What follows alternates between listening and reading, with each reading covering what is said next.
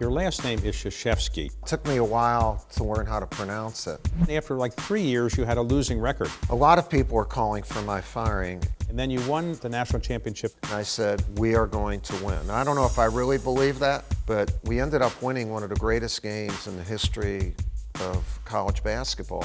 Last year, you won your third gold medal. To have those guys with medals around their necks and your national anthem being played, and there's nothing better than that. What would you say are the most important lessons of leadership? At West Point, I learned that failure was never a destination. Would you fix your tie, please? Well, people wouldn't recognize me if my tie was fixed, but okay. Just leave it this way. All right.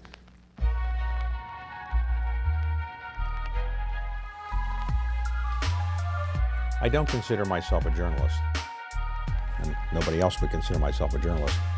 I began to take on the life of being an interviewer, even though I have a day job running a private equity firm.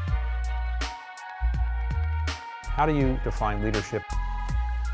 What is it that makes somebody tick? Coach K, thank you very much for taking the time to be with us. I called you Coach K, but your last name is Krzyzewski. Right. When you were growing up, when did you learn to spell that name? You know, it took me a while to learn how to pronounce it. I remember we lived in Chicago on the north side. My dad was from the south side, so during Christmas we would go and visit relatives. And my Uncle Joe, who was a Chicago policeman, whenever we would go and see him, the very first thing, and we opened the door, he would say, "What's your name?"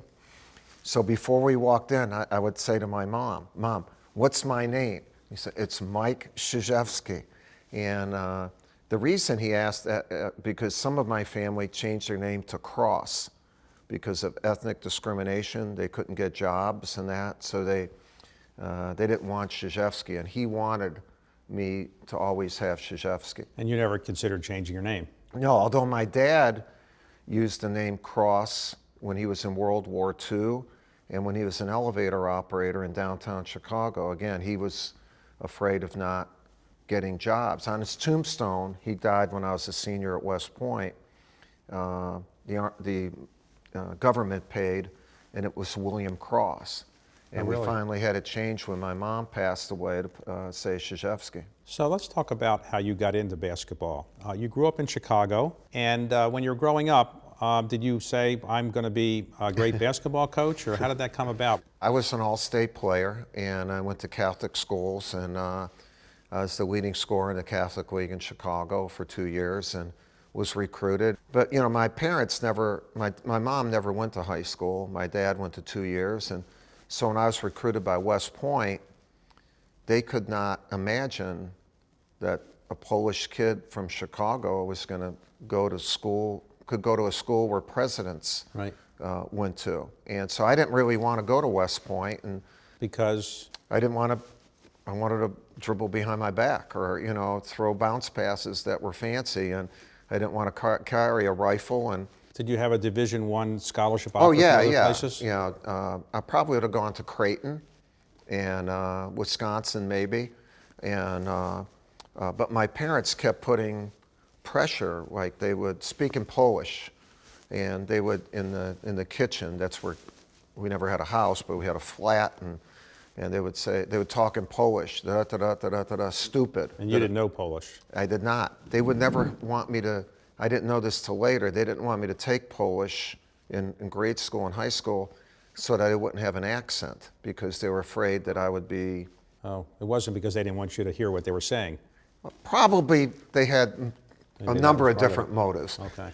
But they would put a few English words in there, da-da-da-da, stupid, Mike.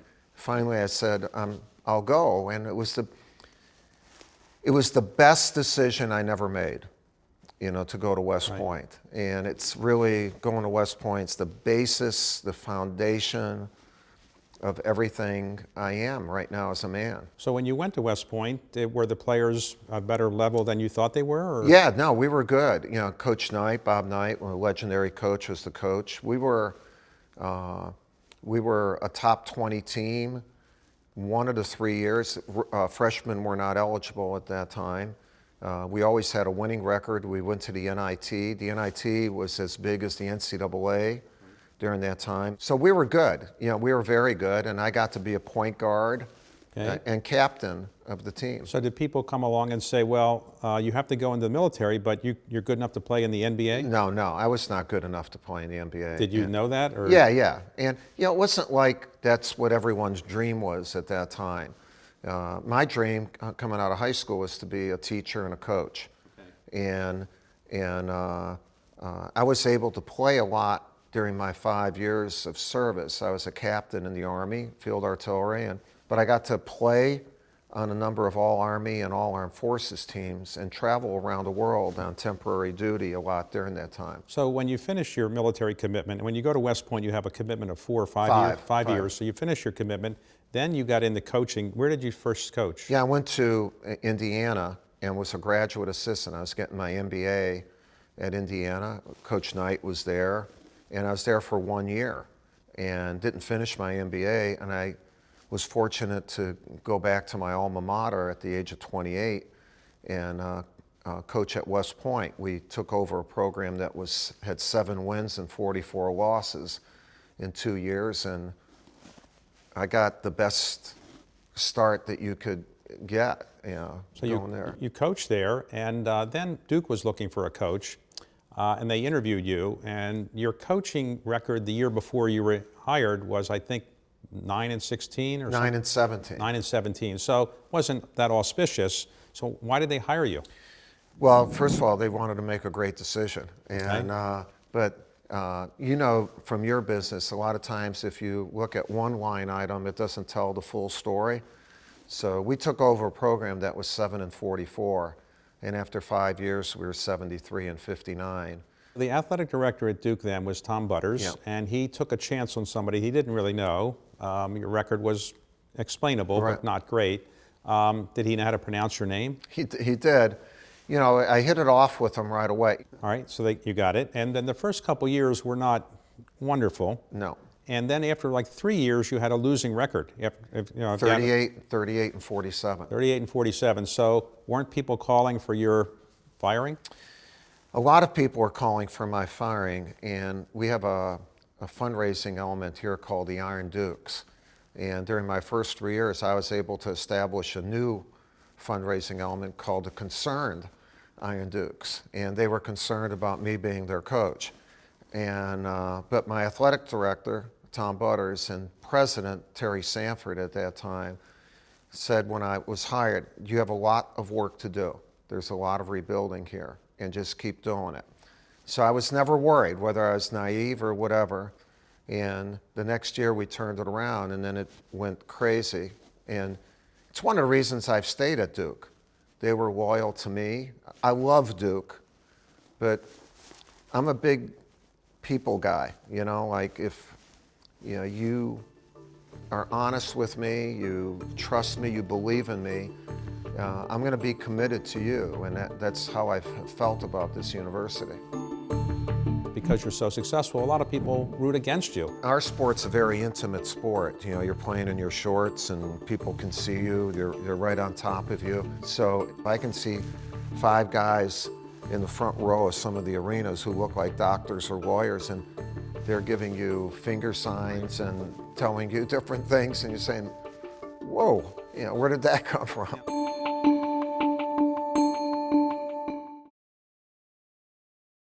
It's really the main thing that I've done my whole life. I've sought good people. And that's why I'm at Duke for 36 years. How can you be better? Yeah, how can you be better? And so, as you move forward, you know, choose your occupation and all that, but choose people. Good people will make you better. Believe me, good people will make you better. So you turned it around, and then you won the national championship the first time in 1991. Right. But to do that, you had to beat a team that had crushed you in 1990, the UNLV. What was that like preparing your team for that? Well, they had won 45 in a row going in. A lot of people felt they were the one of the greatest teams in the history of the sport. But we were good too. And the two best players stayed on the team, Hurley and Leitner. And then we added a player who was better than anybody in Grant Hill. And because UNLV had beaten us by so much, I'm not sure they had the edge that we did.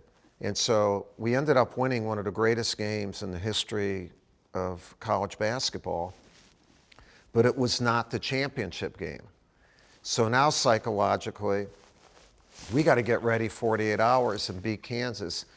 And we were able to turn that around to where they were thinking of Kansas, and we won our first one. But the next year, you came against Kentucky in a semifinal, and Right. that became one of the greatest games ever played. Can you recount what actually happened at the end? It was really a back and forth game, and they went ahead 102 to 101. And so our guys called a timeout with 2.1 seconds, and we're down by a point. And when all the guys came in, I think the very first thing a leader has to show is show strength. And so I met them as they were coming to the bench, and I said, we're going to win. We are going to win. Now, I don't know if I really believe that, but I kept saying it. And then we sat down, and a lot of times it's good to ask a guy to do something instead of telling him. So Grant Hill, I said, can you throw the ball 75 feet? He was going to inbound the ball. And he said, yeah, I can do that. And I said, well, I want you to throw the ball. And I'm going to bring Leitner up to the top of the key. And I looked to Leitner, who was very confident, very cocky. And I said, can you catch it? And he said, Coach, if Grant throws a good pass, I'll catch the ball. Okay. And I said, well, he throws it, you catch it, and I'm going to have two guys run this way. If you don't have a shot, hit one of them, and let's see what happens. So he threw it. Leitner caught it. He dribbled once, Right. which, your heart sinks because... He's not a famous dribbler? Or? No, but there's only 2.1 seconds. He had enough courage and knowledge where he put it in, and then he shot the ball, and it went in. There's the pass to Leitner. Puts it up. Yes!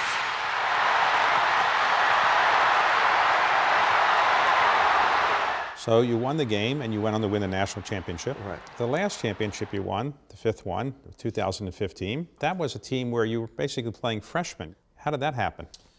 Well, it was a most unusual year. 3 of the freshmen who went pro after that, they went early. They were one and done. They really didn't care, David, about their own stats. If you can find people who are all into winning. You mentioned the phrase one and done, and for those who are watching this who may not be college basketball aficionados, that refers to the fact that today you have to play, before you play in the NBA, at least 1 year of college. Right. Then you can go professional. And be 19. Are you a supporter of this one and done rule? It doesn't make any difference if you're supportive of it. We have no control over it. What you have to do, like you have to do in business, is adapt. So you're not only adapting to different players over the 40 years that I've been a coach and their cultures, but you're also adapting to, when guys leave and the age of a team, how you teach your culture. So, Grant Hill, Leitner, and Hurley, if they were here today, I know Mrs. Hill and Mr. Hill would not say, but their son probably would have gone after a year. But now that's changed. It's a different thing. Well, let's talk about recruiting. I work harder at recruiting now than I've ever worked because you have to do it more often. And to recruit the top players, you don't know if they're going to be one and done, but they'll go early. The really good ones are going to go early. So that means you have to do it over and over. And it's not so much what you do in the home. Before you ever get to their home, it's what you do with social media, the texting, how you communicate, the relationship building. Relationship building is so much different now than it was then. And that whole landscape has changed dramatically where, many nights you go home and you're texting 17-year-olds. Let me ask you about the overall program you built. Now you have a situation where Duke is considered royalty in college basketball, but as a result of that, because you're so successful, a lot of people root against you. Do you take that personally?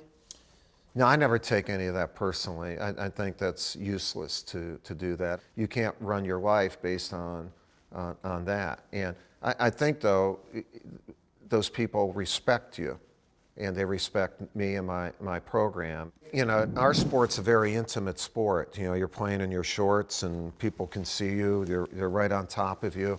So it's not like what the papers say as much as like during a game where people can say the worst things imaginable. I can't say them on the show. And they have to be hard-nosed enough, you know, to take that. I get that too, but I'm older.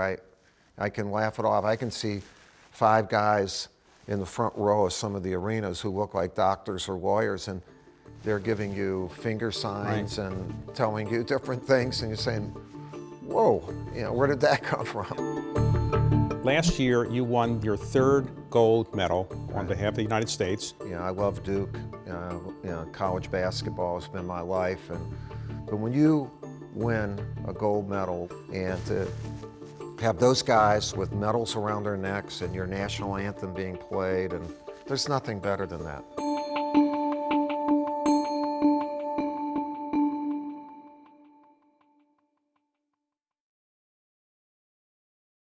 So on all the teams that I'm on, whether it be the Duke team or the U.S. team, you'd be shocked. We even have these meetings with LeBron, Kobe, and Kevin Durant and Westbrook and all these guys. We sit around and say, how are we going to live? And we talk about fundamental things, communication. We're going to look each other in the eye. We're going to tell each other the truth. We're going to have each other's back. We're going to show strong faces. We're never going to be late. We're going to be enthusiastic. We're going to win and lose together. Those are great standards. Let's talk about the Olympics. Last year, you won your 3rd gold medal on behalf of the United States. The biggest honor, David, is representing your country. You know, I love Duke. You know, college basketball has been my life, and but when you win a gold medal, a world championship, or the Olympic gold medal, it's the whole world. And we respect the world. Basketball around the world is unbelievable. And to have those guys with medals around their necks and your national anthem being played, and there's nothing better than that. Initially, you were an assistant coach to the 1992 so-called Dream Team. Dream Team, yeah. Now, for those who don't follow basketball, college basketball players were the ones who played in the Olympics before because of the rules of the Olympics. 1992 was the first time there were professionals who played, and those who played were Michael Jordan, Magic Johnson, Larry Bird, among others. What was it like to coach that team? It was literally a dream, and it really set off an explosion worldwide for basketball. International pro players played anyway, and now the Manu Ginobili's, Paul and Marc Gasol, when they were 7 or 8 year old, are watching, and it exploded. To be with them would be like if you were in music and you had the best singers all on one team, the best musicians, and true professionals. So when you coached that team 11 years ago, you won the Olympic gold. What was it like saying to professional players, let me tell you how to do something? Well, you say this is how I want you to do something a little bit differently than you do to college players. One is that they're professionals. The other thing is they have a wealth of experience. So when I'm coaching college kids, they're going to adapt to me. I'm teaching them to change their limits, to get better as a unit and individually. When I'm with LeBron James and Kobe Bryant and Chris Paul and all these guys, they're already accomplished. I want to know their best practices, and then my best practices, and what we do, it becomes our best practices. So we do a lot of adapting so that, I think, David, a key word is to create ownership, you know, where everybody owns it and where they feel like they're not playing for the U.S., they are the U.S. And in order to get that feeling too, we incorporated a lot of work with our military so that they could get a feeling of what it was to serve our country, and no greater part of our society than the military to teach that. So the three Olympic teams that you have coached, how would you compare them to the Dream Team? Well, the Dream Team in their prime, there are 11 Hall of Famers on that team. Right. Christian Leitner's the only one. He's a college Hall of Famer. In their prime, there's no team like that. You know, the Beijing team was really good and could hold their own, but there's no team with accomplishment, and if all in their prime, that was better than the Dream Team. But did you ever think you could lose the Olympics? Oh yeah. I mean, I think we can lose every game. You know, if you don't think you're going to lose, I don't think you prepare well enough to win. And in the pros, they don't play one and done. Right. So in your mind, you can play poorly in a game and get a chance. There are no second chances in Olympics or World Championships. So when you are coaching an Olympic team today, would you say it's possible, if we only had college players, to win the Olympics anymore? No, there's no way. There's absolutely no way our college kids could beat the international teams. The international teams are too good. A number of the international teams would be playoff teams in the NBA. And, about 25% of the NBA is international. And no way, because you're playing men, we would get killed. If you had to pick among the pro players that you have coached and witnessed, who would you say is the most competitive player you actually ever coached? Wow. Well, they wouldn't get to where they are. Probably the two biggest assassins, where when they look at you, you feel like, okay, I'm going to lose to this guy, were Jordan. I think Jordan is the best player ever, and Kobe Bryant. And their preparation and their ability to just focus on is off the charts. But I mean, you can take LeBron James being one of the most talented and smartest, Chris Paul, Durant's been the leading scorer for the U.S. in the three competitions he has played in. David, one of the things I've admired from all those guys is they understood it wasn't about them. You hear expressions like "leave your egos at the door," and I always told them, "Don't leave your egos at the door, because I want you to be LeBron and Kobe. But when you bring them in, can we play for one ego? Can we play for the U.S.?" And thank God they did. So as you've been coaching over the years, what would you say are the most important lessons of leadership that you've learned? The very first thing is that in order to get better, you change limits. And when you change limits, you're going to look bad and you're going to fail. And at West Point, I learned that failure was never a destination. In other words, when you are knocked back, figure out why and then change. The other thing is that you're not going to get there alone. Be on a team. Surround yourself with good people and learn how to listen. You're not going to learn with you just talking. And when you do talk, converse. Don't make excuses.